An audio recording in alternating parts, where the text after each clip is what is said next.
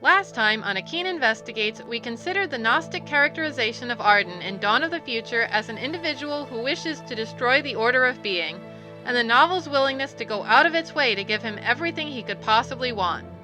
The second character who the novel treats with undue reverence is, much like Arden, linked to rebellion against divinity.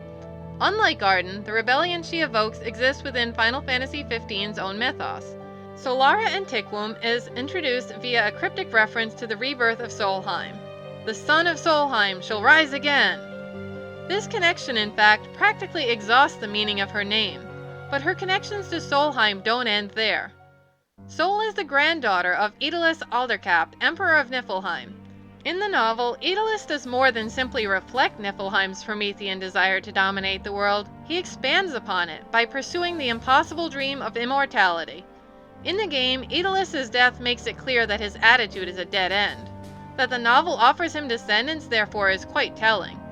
Furthermore, while Sol may be significantly less deicidal than her ancient namesake, she plays a role second only to Arden in the novel's assault on the game's theme of obedience. In fact, she frequently behaves like an atheist author avatar. Whoever is responsible for this state of affairs, and it seems manifestly unlikely that the novel's author bears sole responsibility, her conversations with Luna regarding the astrals are so heavily weighted in her favor that all semblance of fairness is lost. These conversations are incredibly frustrating for anyone who doesn't agree with Sol. Unfortunately, as they form the bulk of the novel's justification for its abrupt change in attitude contra the game proper, it is necessary to acknowledge and respond to Sol's arguments such as they are.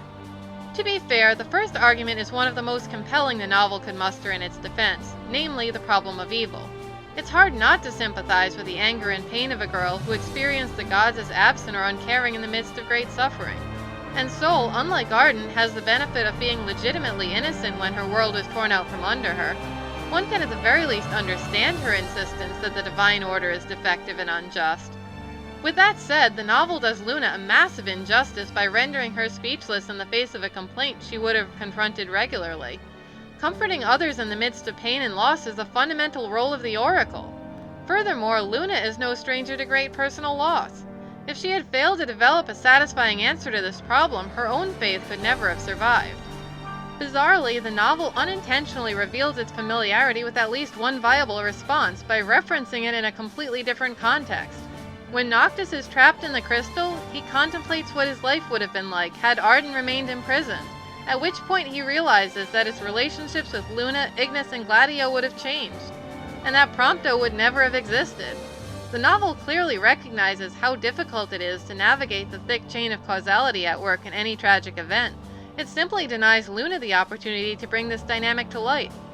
Not coincidentally, man's limited ability to fully comprehend causality provides a particularly compelling argument against the viability of any perfect and just order designed by man.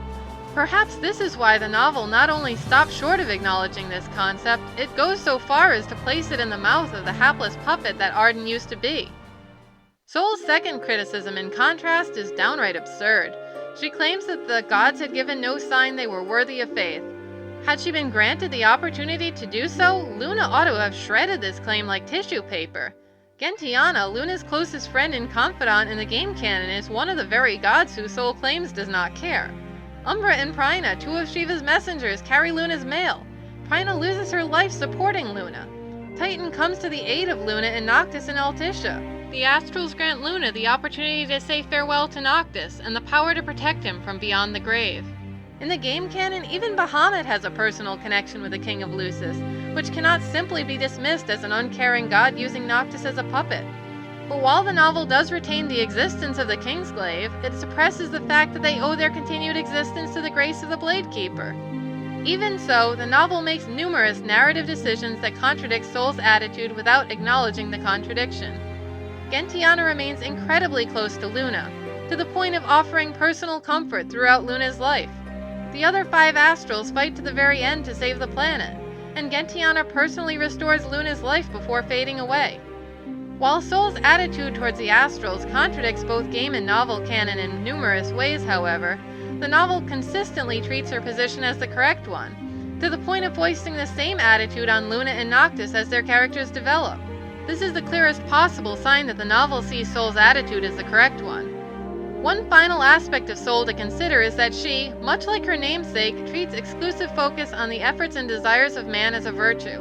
Despite the connection between Solheim's attempt at self-sufficiency and its downfall in the game canon, however, the novel is entirely in favor of Soul's attitude. Much like her insistence that the gods don't care, Soul's glorification of man's creative power over against the divine order is made to seem correct, insofar as Luna's gradual acceptance of it is treated as growth. As the novel progresses, Luna becomes more and more concerned by what she is able to accomplish through her own strength, is applauded for abandoning her innate truthfulness in favor of successful lying, and ultimately finds her development capped with a declaration that "I was able to live for me."